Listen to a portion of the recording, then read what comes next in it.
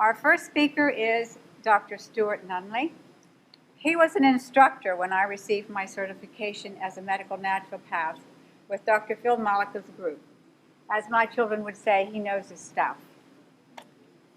Dr. Nunnally maintains an integrative biological dental practice in Marble Falls, Texas, where he and his staff have treated patients from all 50 states and 47 countries. He is board certified in naturopathic medicine and is board certified in integrative biological dental medicine and holds a master's degree in nutrition. Dr. Nunnally is past president of the International Academy of Medicine and Toxicology. He holds fellowships in the Academy of General Dentistry, the International Academy of Medicine and Toxicology, and the American Academy of Ozone Therapy. He is on the teaching facility of the Academy of Comprehensive Integrative Medicine and the American College of Integrative Medicine and Dentistry. He frequently teaches on all aspects of biological dentistry.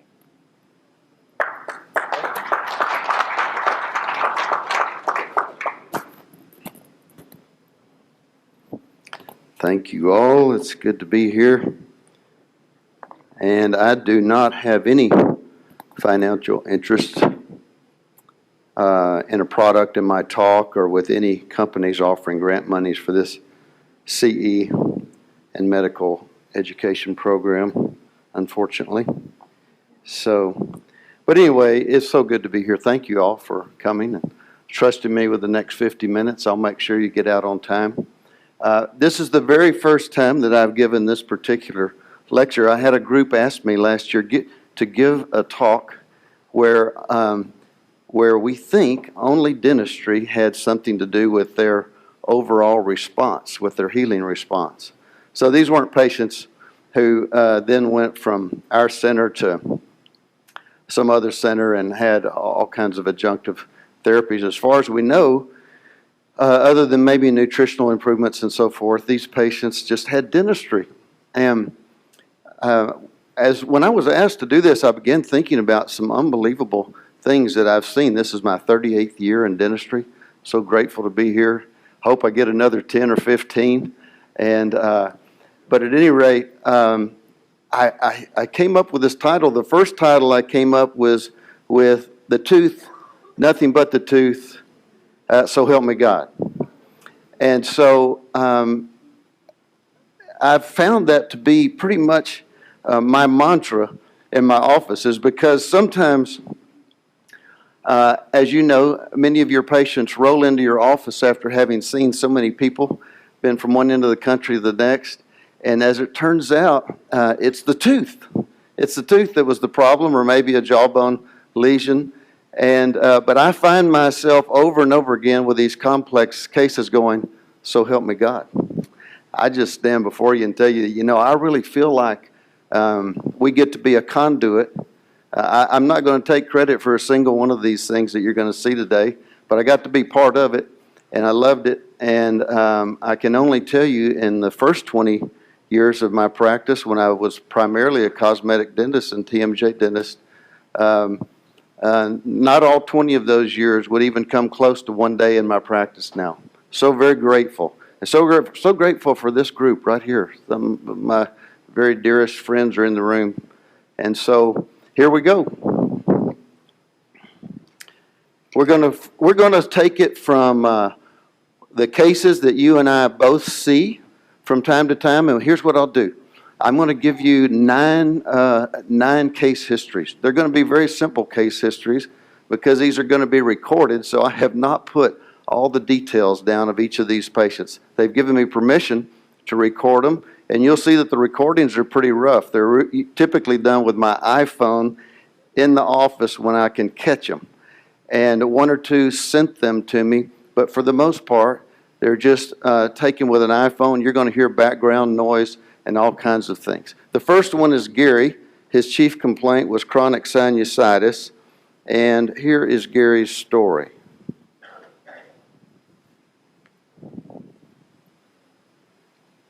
Prior to treatment, I had severe sinus congestion. In fact, every day I'd wake up, I couldn't breathe through my nose at all. and it would take about 2 hours with some medicine and using some drainage techniques to be able to start to breathe through my nose. Amazingly, the day after I had these 3 root canal teeth removed by Dr. Nunnally, I could breathe through my nose. I woke up and I could breathe through my nose for the first time in the morning in a long time. And ever since then, it's been about 6 weeks. My nose is still clear. I haven't taken one decongestant since that time, and I was on them daily before that. So that makes perfect sense, really, when we think about it. And it would take about 2 hours with some medicine and using some... Here we go. So that does make sense. I mean, the roots of his teeth were right at the sinus. How often do we see this? In fact, so often it's very difficult to diagnose whether they have a sinusitis issue or whether they have a true infected tooth. And in this case, this gentleman chose just to have his 3 upper root canal treated teeth removed. And so this is what he's left with. And, you know, I don't take any of these decisions lightly, because we know when the sinus is that close to the tooth, going back and restoring him, and he's going back now for zirconia implants, is going to require a graft. And so but let me tell you what, he wouldn't take $1 million back for any of those teeth right now. He is so grateful to be able to breathe every morning when he awakens. So that makes sense. It's an easy one. And this is an interesting thing. I took a cone beam of him. This is 3 months out. Look, he still has this infiltrate in his left maxillary sinus, but he says he breathes perfectly freely.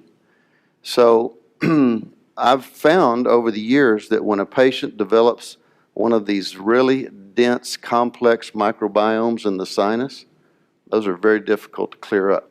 We choose typically not to use antibiotics in our practice, but for this particular patient, if his sinusitis returns, we're going to send him to a dear friend, an ENT, who will just manually clean this out, give him a fresh start.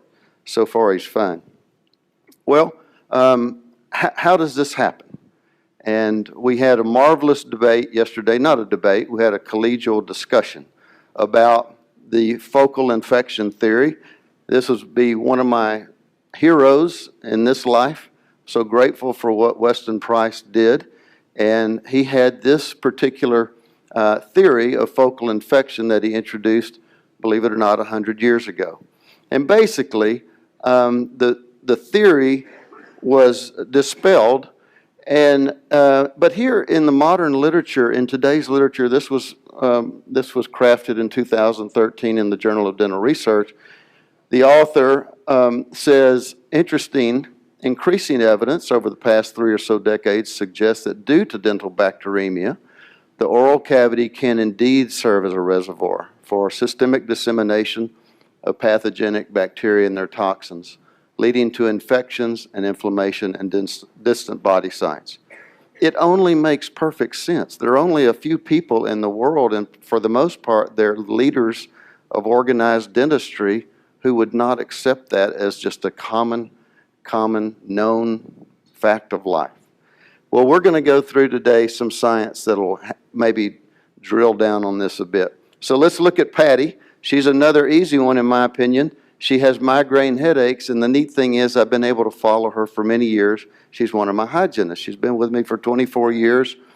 And she presented with this one root canal tooth, chronic migraine headaches, and here's Patty's story.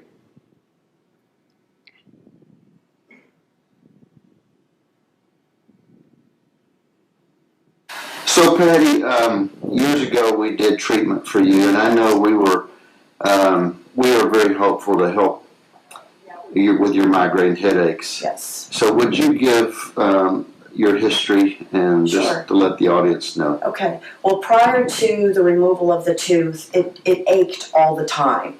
But just thinking that was just part of the healing of the root canal. But I suffered from life-altering, crippling migraine headaches where at least once a month I would be down for 3 days with terrible pain, despite the newest and latest and greatest migraine medications, sensitivity to light, vomiting, and it would last for about 3 days, and that would occur probably at least once or twice a month. After removal of the root canal tooth, I went several months without a migraine, and probably at about the 8th month whispered, I haven't had a migraine, because I was afraid to say it out loud. And I've never had a migraine since. Beautiful. What tooth did we remove? It was tooth number 13. Did I do the root canal for you? No, sir, I had the root canal done in New York. Oh, I'm so glad. That makes perfect sense, doesn't it? The tooth is innervated by the trigeminal nerve, and the trigeminal nerve is the largest of the cranial nerves. Almost all of its information is for sensory perception.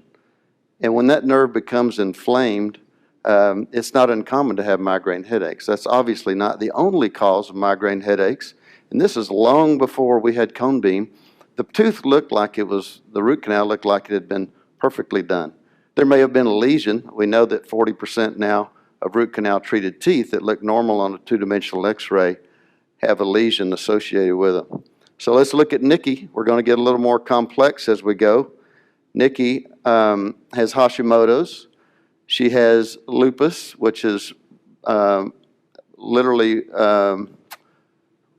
confined her to a bed a good part of the last year or two of her life, and her fatigue is severe.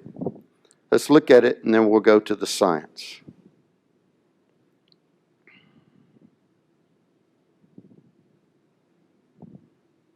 I'm excited to share my story with you.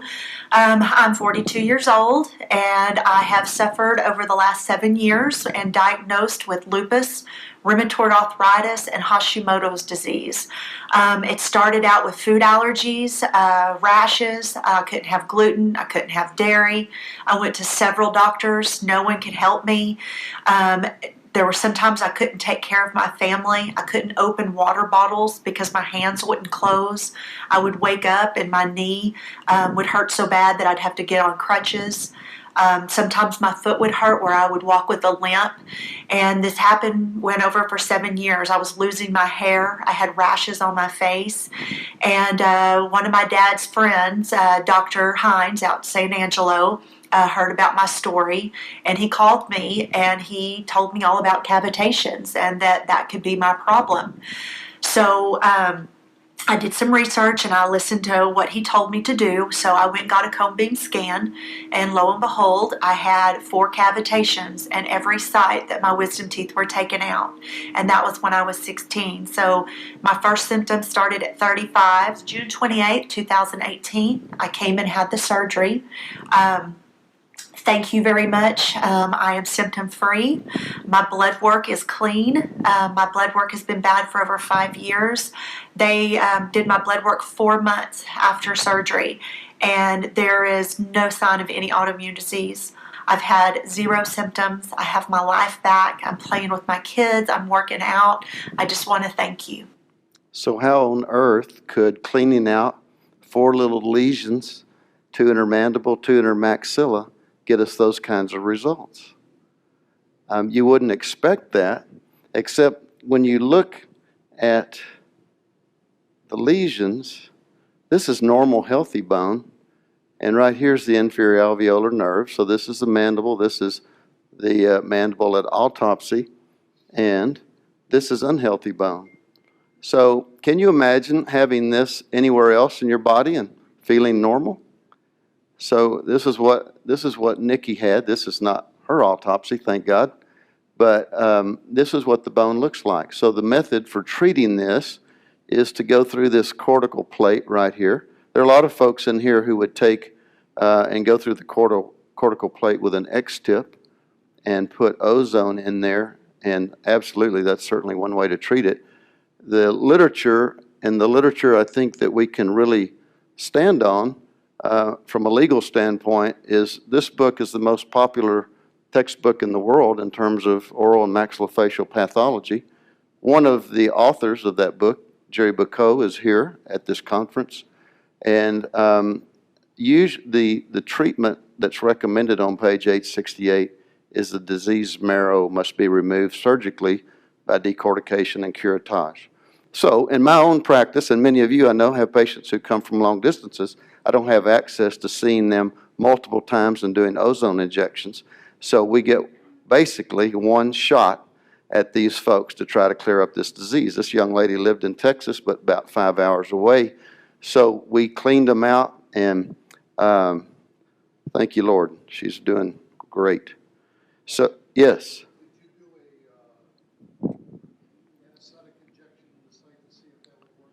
The question is, did we do an anesthetic injection first at the site to see if that would be effective? In other words, we could have done Procaine at the site to see if it alleviated some of her symptoms. I did not. I do that, and I'll demonstrate, or I'll talk about that. Great question, Phil. We'll talk about when I do that technique here in just a few minutes. We have lots of data on these lesions. We have data from years ago.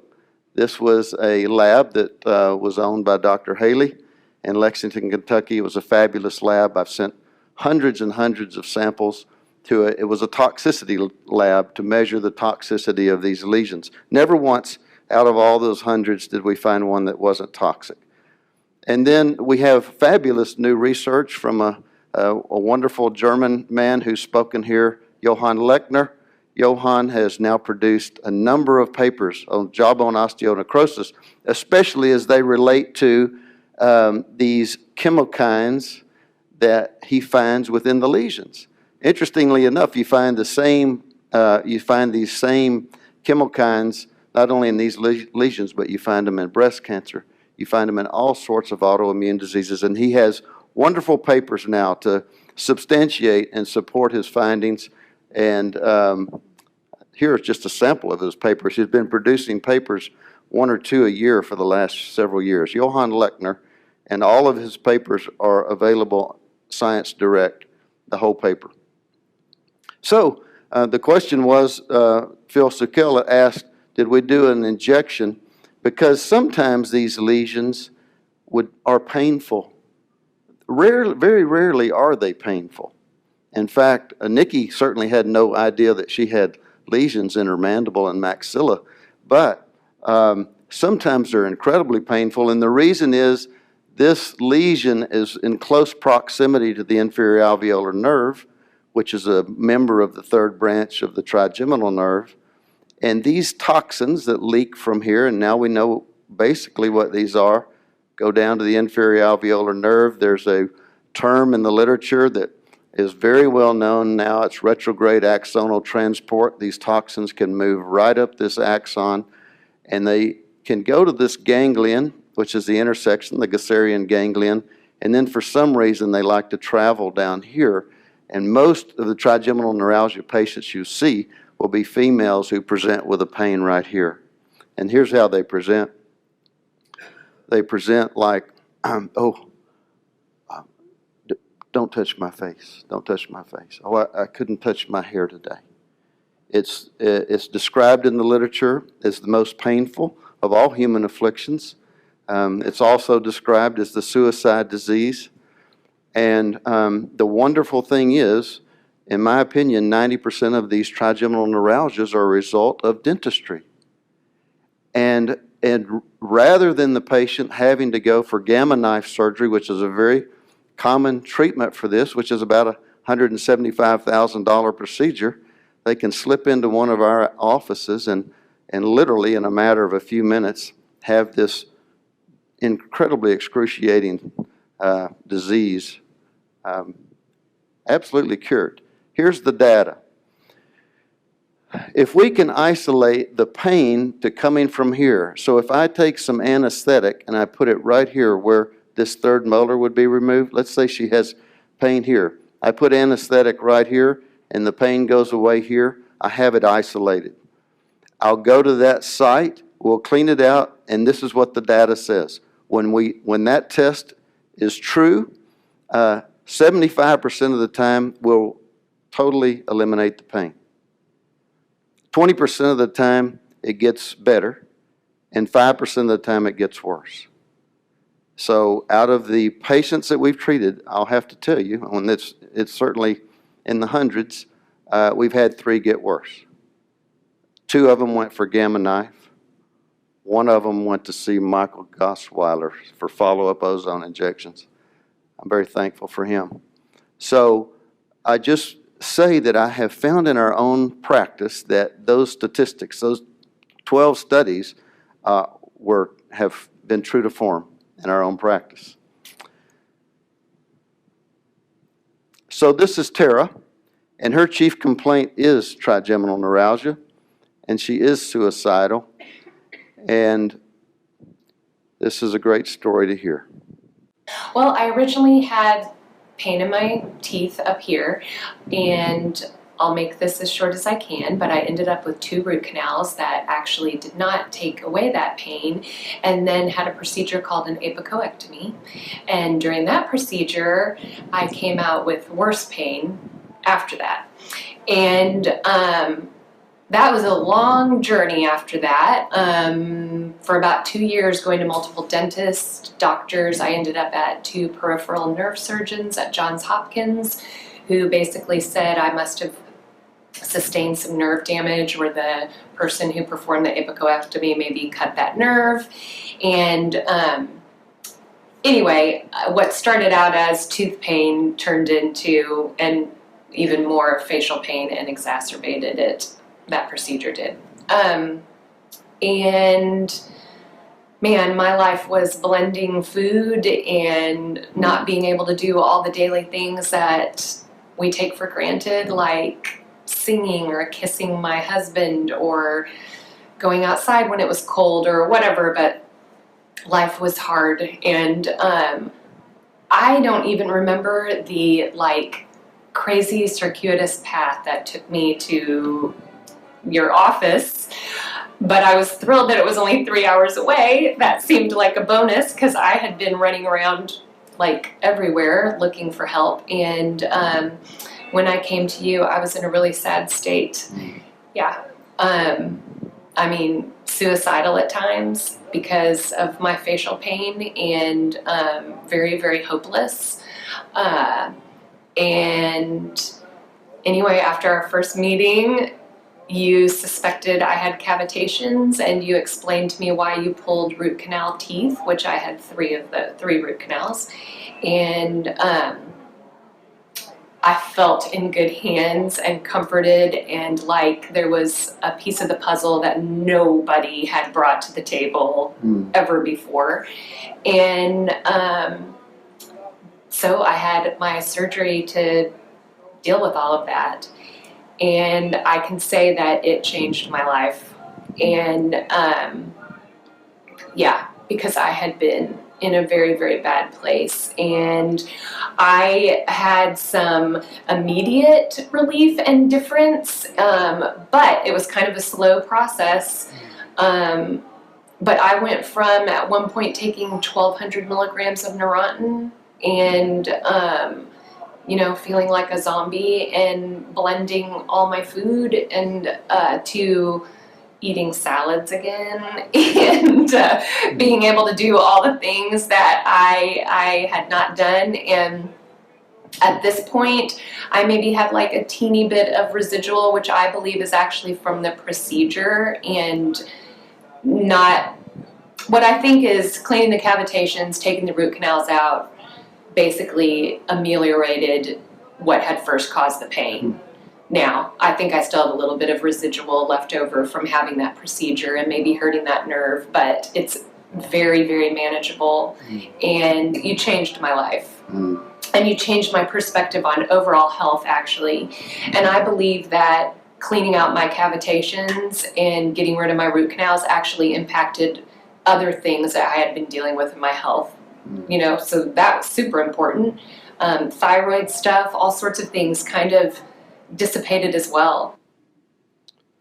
So one of the things I know that we've all seen is when you relieve one point of infection, one aspect of the disease, things can begin to spiral back the other way. This lady was robustly healthy for all of her life. All of a sudden, she wakes up one day with trigeminal neuralgia, has 2 teeth treated with root canal therapy, which is a very common thing to happen. It's hard to distinguish an endodontically impacted tooth. It's very difficult to tell because the trigeminal nerve is sneaky. And so here she was. She had 2 teeth treated. She had trigeminal neuralgia all along. And we removed those teeth due to the toxicities associated with them. But most likely, she got relief because we cleaned out her cavitations. The next patient, and then we really will get into a little bit more of the science. The next patient is another lady that I get to keep tabs on. She's also been with me 24 years. She's a hygienist. She was sitting at her daughter's softball game, very innocently, and overcomes a foul ball and hits her smack in the face. And so Tabby, I think she was around 30 years old at the time, began to have lupus symptoms, chronic fatigue, all after I did the root canals for her. This was back in the days when I did the root canals, and I didn't have a Val Chancellor around at that time and wouldn't have known the difference anyway. But here is her story. So Tabby, can you give me a little history of what happened to you when we did your dentistry years ago, and what kind of impact that had on your systemic health? Okay, good. Going on 19 years ago, I started having some health issues, and before that, previously, I had gotten hit in the mouth with a softball, and we thought the teeth were going to be okay, but one abscessed, and not realizing how a root canal could harm you, I went ahead and had a root canal, and that went on. Dr. Nunnally did the root canal, and then about 6 months later or so, another tooth abscess, and I had a root canal.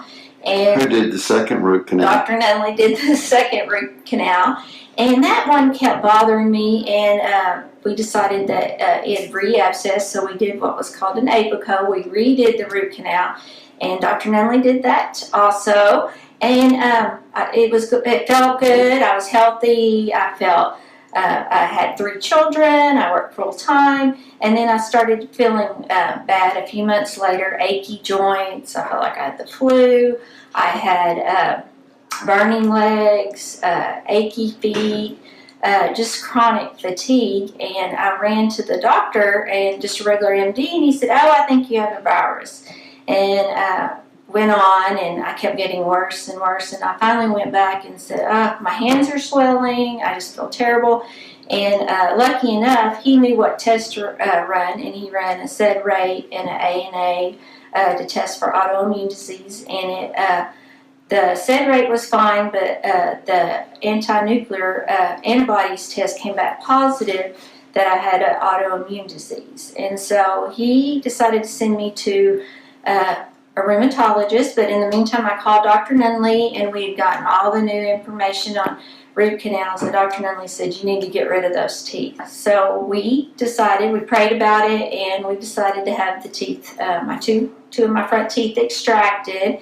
And then I went back and we redid my fillings and cavitations, and then I went back and had my blood test done again, and those antibodies had dropped, and I continued to do well, and it took about a year to get my strength back, and then several years later the symptoms started coming back, and sure enough I had another abscessed tooth, and then Dr. Nunnally took this tooth out and cleaned it out, and the symptoms went away. So this has been a great test case for us right there in the office. I can see her every day. We got to see her go through one root canal, which she tolerated well. Maybe I did it better than the second one. The second one, after the second one, she began to have troubles. I did the apico on it. Things got worse. And then she had this hiatus of good health for a number of years until another tooth that took the blow from that softball died as well. All of her symptoms began to return. Isn't that interesting? We took the tooth out, and within a matter of days, the symptoms are gone. She's been one of my great test cases and confidence builders in the years because I've gotten to follow her. She's doing beautifully. So how could this be? How could you get lupus to resolve?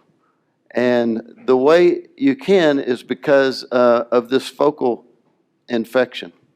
And the apical periodontitis, which may well have been associated with all three of the root canals, who knows, increase in systemic inflammatory markers, which she had.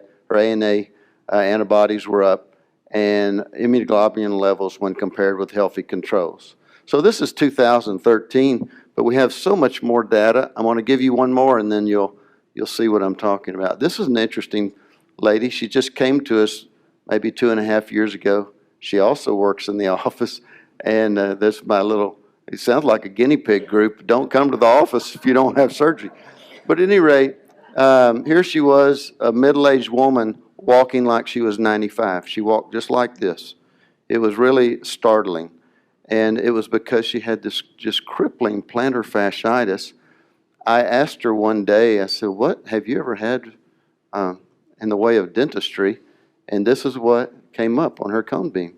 7 root canals, cavitated sites, and so she wanted, when we looked at these with the cone beam, we could tell some of them were blatantly infected.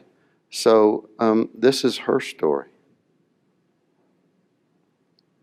Oh, by the way, how on earth could these teeth impact the bottoms of her feet? Well, if you go to this meridian chart, you would see it. I don't have time to go over it, but all of you are familiar with that. And it pointed exactly what her problems were.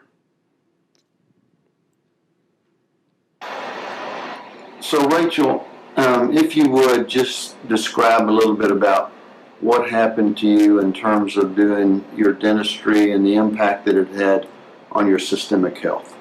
Yes, Dr. Nunnally.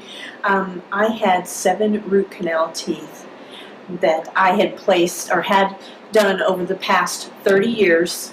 My first root canal was done when I was in high school. And I did not know the impact that this was having on my health until I joined the team here. And I didn't really realize how bad I felt. And when Dr. Nunnally looked at my x-rays and told me that there was infection present underneath these existing root canals, I knew they needed to be taken out. So Dr. Nunnally removed these in August of 2017. And I had been suffering with plantar fasciitis really bad and overall body fatigue. And once I had those teeth removed, I started noticing immediately a difference in my health. My pain in my feet went away right away, and I slowly started improving over the following months after my procedure. And I am so thankful that this was done, because I don't know how much damage I could have done if I left these teeth in place. Do you currently have any more plantar fasciitis, or did it completely go away? It completely went away. How long do you think it took for it to go away, Rachel? It was within a matter of a day or two after my procedure. So, here's the story. We don't all have access to great endodontists, and I'm still not convinced that great endodontics clears a tooth of infection. In fact, the current literature would say it doesn't, but there's not much literature yet out there published doing root canals the way our wonderful speaker this morning, who I have the utmost respect for. And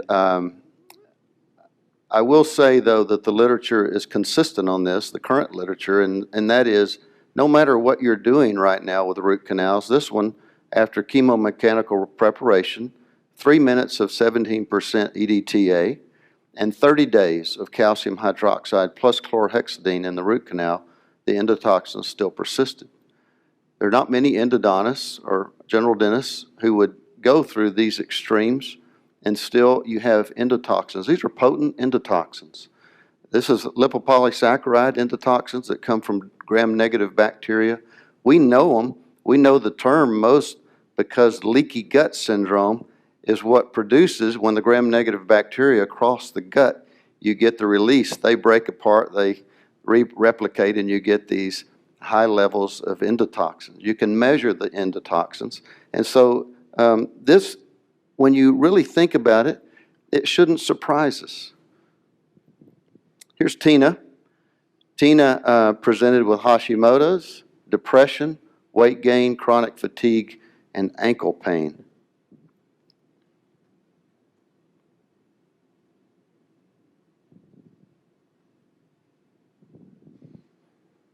And through pretty much educating myself about dental health, I discovered that all my issues are probably coming from my teeth. I grew up in a poor Eastern European country, and I had bad dental health through my whole life.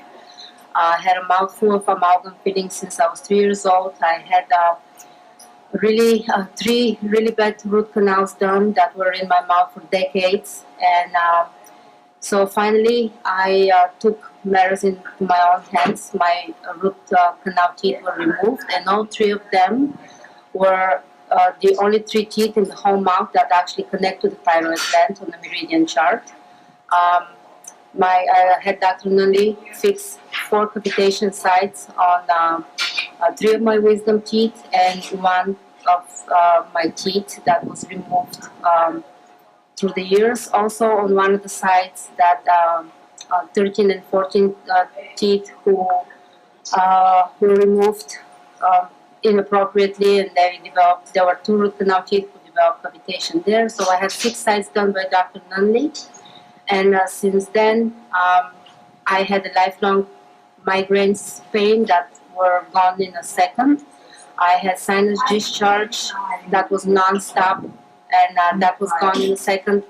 I had sinus migraines daily, and they were never ending, and nothing was helping me. And that was gone in a second. I had a unknown pain in my right ankle that I went to 3 very famous surgeons to look into my ankle, and no one could actually find out what was wrong with the ankle, and they just wanted to open up the ankle to see if something's wrong.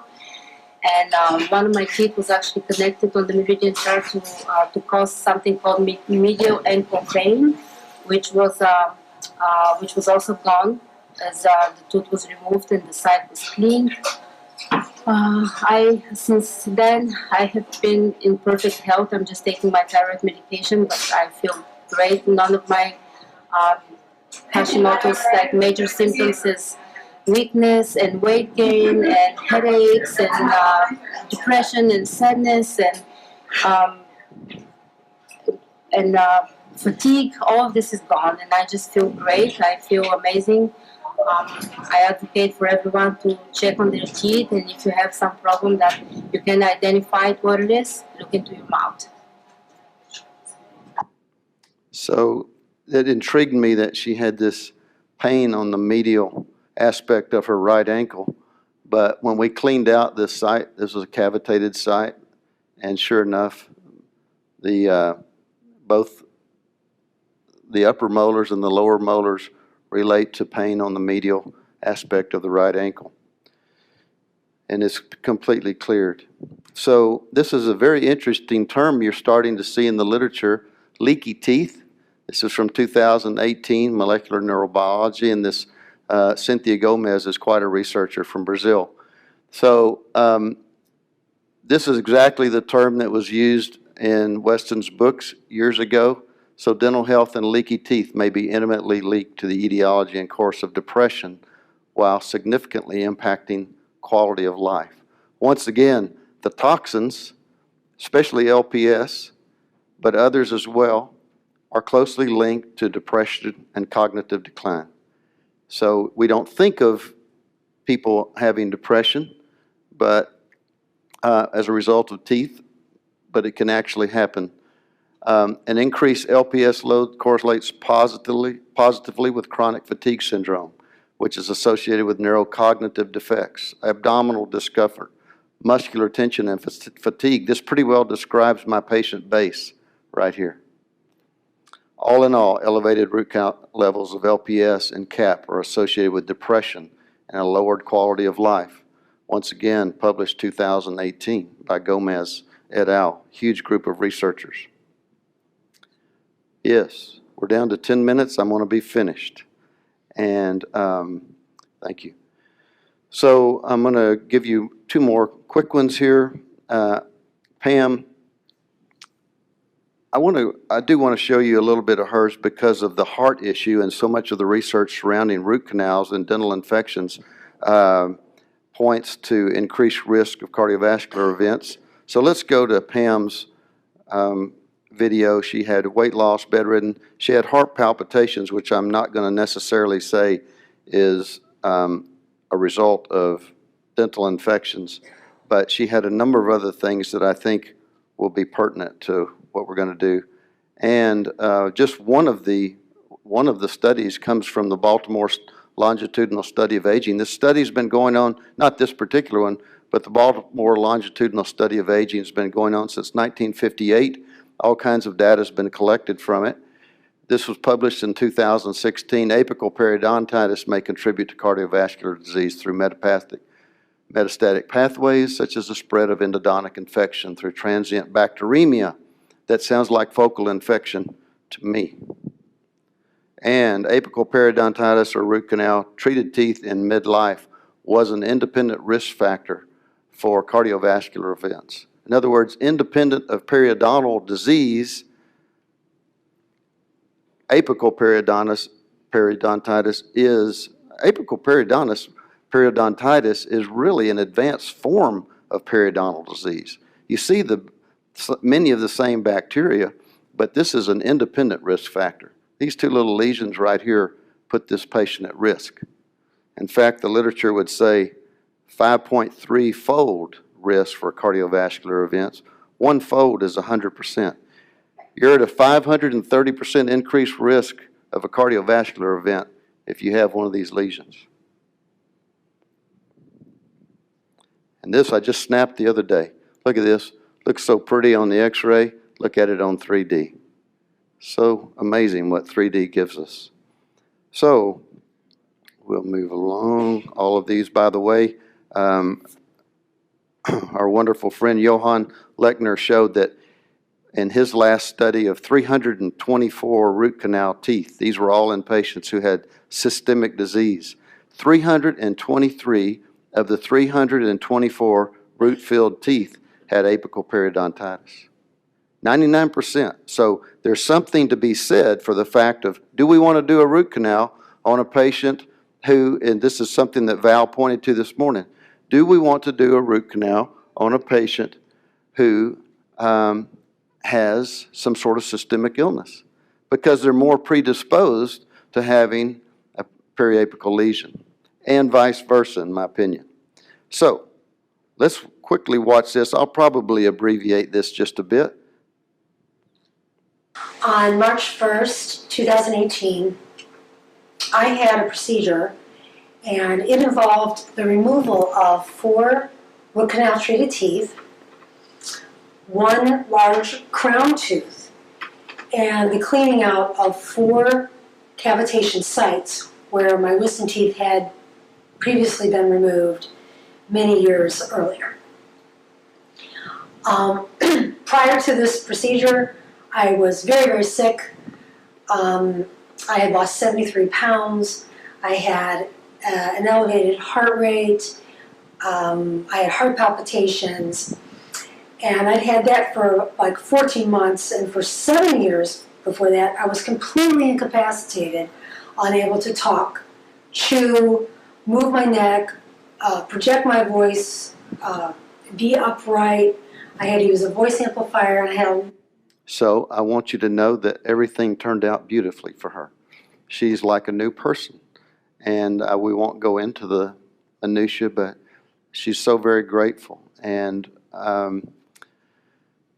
again, I want to say that this particular quote, which comes from, again, from the Journal of Dental Research, 2016, from Liljestrand, says there seems to be a paradigm shift in the field of endodontics from that of pain management, tooth preservation, and control of infections toward a perspective where all oral infections are risks for systemic complications. In this particular journal, they said we demonstrate an association between endodontic lesions and cardiologic outcomes, especially acute coronary syndrome in other words, heart attack, which was independent of periodontitis and its risk factors. So we have one after another journals reporting on this fact, and I'm going to move on because I wanted to show you the most dramatic of all, and then we'll end with her. This is Dawn. Her chief complaint when I saw her at age 17, she was in a wheelchair. She could move one finger. She was curled up in a fetal position, drooling. She would allow no photos of her from anyone, family or otherwise. She was the most persistent young woman ever, and her mother too. They were not going to give up. She could make one little finger movement and blink with her eyes to communicate, and her mother could interpret what that meant. And when I heard about when the offer was extended to me to give this presentation, I started thinking about this young lady because I haven't seen her in so many years. And we couldn't find her. We couldn't find her. She had escaped. Well, as it turns out, she had moved to New York. She, out of the blue, we'll say out of the blue, she called us. She called us when she moved back to Texas and said, "Hey, I just wanted to report in, let you know how I'm 2 hours away. Rebecca and I got in the car, went over and took her to dinner, and this is the interview."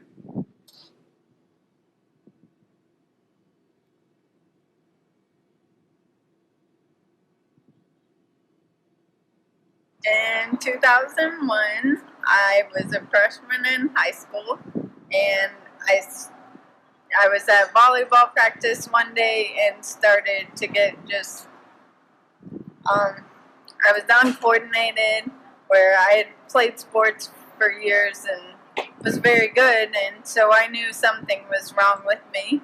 So I went to the doctor, and I was only 14 at the time, so I didn't really get taken seriously until my eye went lazy, and then the doctor sent me for MRIs and referred me to a neurologist, and I got diagnosed with multiple sclerosis. I did treatments like plasmapheresis, chemotherapy, IVIG, MS meds where I gave myself injections. I did a lot of different treatments and no results, just got worse. So then at that point, the doctor basically said I had probably 6 months to live because I was just getting worse and worse and worse. So my mom at that point was like, not okay with that, so she did a lot of research and found a doctor of osteopathy in Austin who listened to the history.